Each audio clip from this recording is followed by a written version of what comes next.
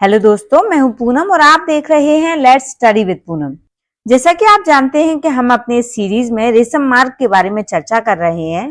तो अभी तक हमने रेशम मार्ग के 2 वीडियोस में रेशम मार्ग के उत्थान के बारे में और रेशम मार्ग के महत्व के जनसाधारण के जीवन में खत्म होने के कारणों को धीरे धीरे जानना शुरू किया है। तो इसी श्रेणी को आगे बढ़ाते हुए आज का वीडियो शुरू करते हैं।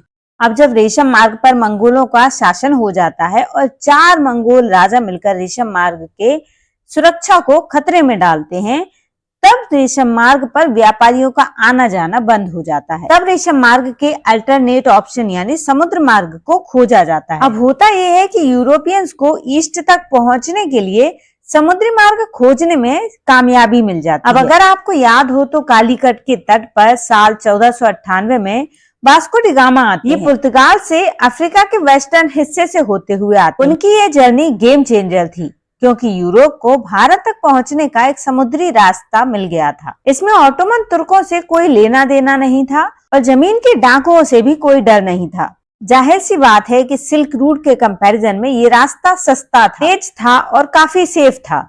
इसके बाद तो जैसे होड़ लग गई। स्पेनिश और पुर्तगाली व्यापारियों ने समुद्र के रास्ते तेजी से व्यापार करना शुरू कर दिया। भारत और चाइना से मसाले और रेशम सीधे सीधे यूरोप पहुंचने लगे। एक तरफ जहां मैरीटाइम रूट की इम्पोर्टेंस बढ़ी, वहीं दूसरी तरफ सिल्क रूट का काम पूरी तरह से ठप हो गया। किसी भी ट्रेडर को जरूरी नहीं था कि वो अपनी जान जोखिम में डाले और हजारों किलोमीटर का सफर करे, क्योंकि सिल्क रूट की अब किसी को जरूरत नहीं रह गई थी। अगर आप कुल मिलाकर देखें तो ये सब डोमिनो इफेक्ट की तरह काम कर रहा है। पहले प्लेग आया जिसने ट्रेड एक्टिविटी को कम कर दिया और लोगों के मन में सिल्क रूट के प्रति डर बढ़ गया। फिर मंगोल साम्राज्य का डर बढ़ गया जिससे ये रूट कमजोर पड़ गया, जिससे इस रूट से लोगों का भरोसा उठ गया। और रही सही कसर ऑटोमन साम्राज्य ने पूरी कर दी, जिसने ट्रेड रूट पर इतना कर लगाया जिससे ये रास्ता अनसेफ होने के साथ ही लॉस दिलाने वाला रास्ता भी बन गया, जिससे ये रास्ता किसी के काम का नहीं रहा।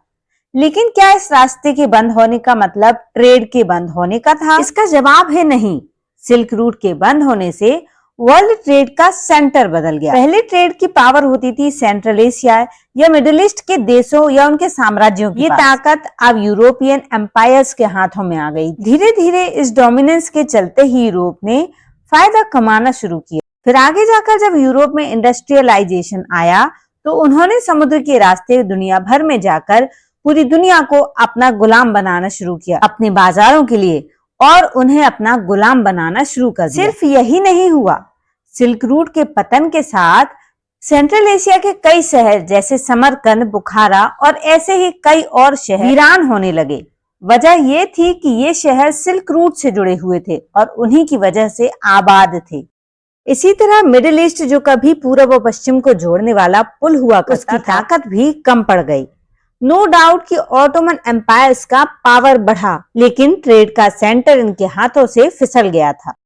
सिल्क रूट केवल सामान नहीं लाता था, वो विचारों को, कल्चर्स को और धर्मों को भी आपस में जोड़ता था। रास्ता बंद हुआ तो ईस्ट और वेस्ट के बीच में जो सांस्कृतिक एक्सचेंज था वो धीमा पड़ गया। हालांकि समुद्री रास्ते कुछ हद तक इसे जारी रख पाए, लेकिन जमीनी रास्ते जैसा डीप इम्पैक्ट यानी कंटिन्यूअस कांटेक्ट था वो कम हो गया। सिल्क रूट को बहुत करीब से कभी मार्को पोलो ने देखा। उनकी यात्राएं सिल्क रूट के पतन की गवाही देती हैं। मार्को पोलो ने अपनी यात्राएं 14वीं सदी में की थी। उस समय भी सिल्क रूट फल फूल रहा था। उन्होंने चाइना के लोगों की समृद्धता और भव्यता के बारे में बताया, जिससे यूरोप के लोगों में पूर्व तक पहुंचने की इच्छा और बढ़ी। लेकिन उनके जाने के कुछ दशक बाद ही प्लेग ने अपना कहर बरसाना शुरू कर दिया। फिर ऑटोमन तुर्कों का उदय हुआ, जिससे सिल्क रूट की नियति ही बदल गई।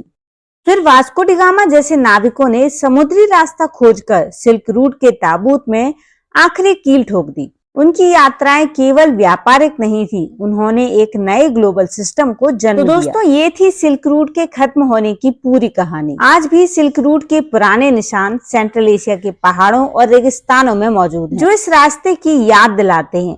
ये वो रास्ता था जहां कारवां चला करते थे, जहां लैंग्वेजेस और कल्चर्स का मेल होता था, जहां सभ्यताएं एक दूसरे से मिलती थी।